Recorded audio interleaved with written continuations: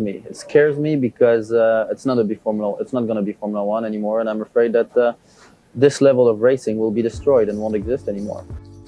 Today, we're going to be looking at a driver who is engagingly eccentric, opinionated, and outspoken.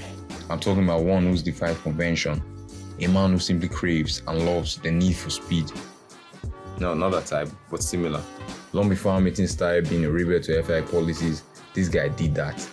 With his dyed pretty boy haircuts, reminding me of the late 90s rock music scene. Yeah, good times. Knowing that I was a child though. Eventually, at some point, he even became an amateur musician. After his time in F1, instead of retiring from racing, this guy tried his hands and legs on anything with 4 wheels. You know what? Let's get in. Born in a small town just outside Montreal, like a stone throw away from where I live in my dreams, His dad, Gilles Villeneuve, was an F1 driver who drove a Ferrari. His uncle, who he gets his name from, Jacques Villeneuve, was also a motorsport racer. Sadly, his dad died in the 1982 F1 Grand Prix in Belgium.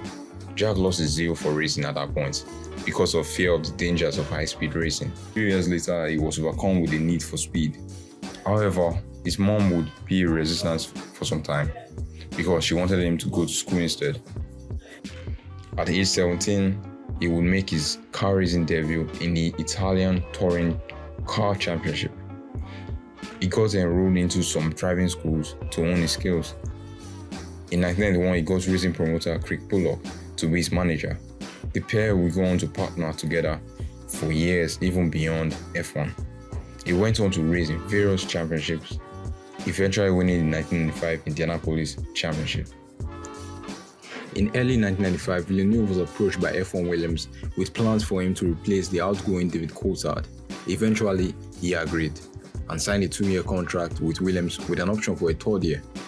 He spent the rest of that year preparing by racing in circuits, even using a video game simulator, and like most gamers, when the time finally came to prove himself in real life, he did. Okay, maybe not all gamers, but you get my point. He raced well in his rookie season, learning alongside Damon Hill, eventually becoming the first rookie to win 4 races in a season and finish runner-up in the driver standings with 78 points, while Damon Hill won his only championship. Man, our times have changed. We all know 78 points these days will definitely not get you in the top 3. Come on, check last year.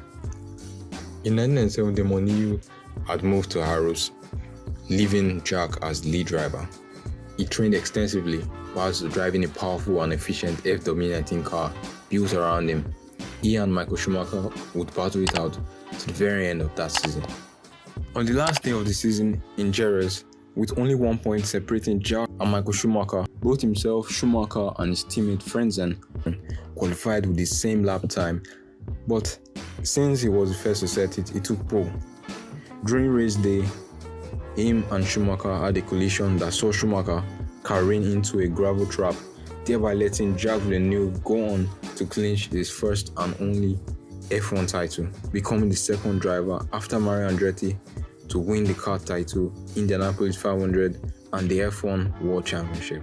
Beaming with confidence from his win in 1997, in 1998, Jacques threatened to quit Formula One if they introduced groove tires, which was eventually introduced, but he raced nonetheless, finishing in 5th, and this was the start of his decline in Formula One. In 1999, he moved to the new F1 team, BARO, that is British American Racing. There, plagued mostly by car issues and poor performances, he would spend 5 miserable years there. But he was paid well, so I won't say miserable. More poor performances followed during his stint at Renault and Sauber, eventually leading to Jacques calling it quits with F1 midway through the 2006 season. Jacques, after retiring from Formula One, moved on to music, renting a studio in France, releasing some songs, and later resuming racing, this time in various motor racing championships. We're talking NASCAR, Endurance, Le Mans Series, Daytona 500, Craftsman Truck Series, Touring Karts, Formula E. Man, this man's a driver. Alright guys, that brings us to the end of the story. We've seen a man who has tasted both ends of the spectrum of motorsport racing, the highs and the lows. And even today, at the young age of 52, the man is still racing. So before you go, I've got a favor to ask you, and it is, can you be like Jacques Villeneuve and hit the like button and also the subscribe button, and also share your opinion in the comments like Jack would. And one thing is certain, if I ever go blonde, it's because Jack did in '97. Peace.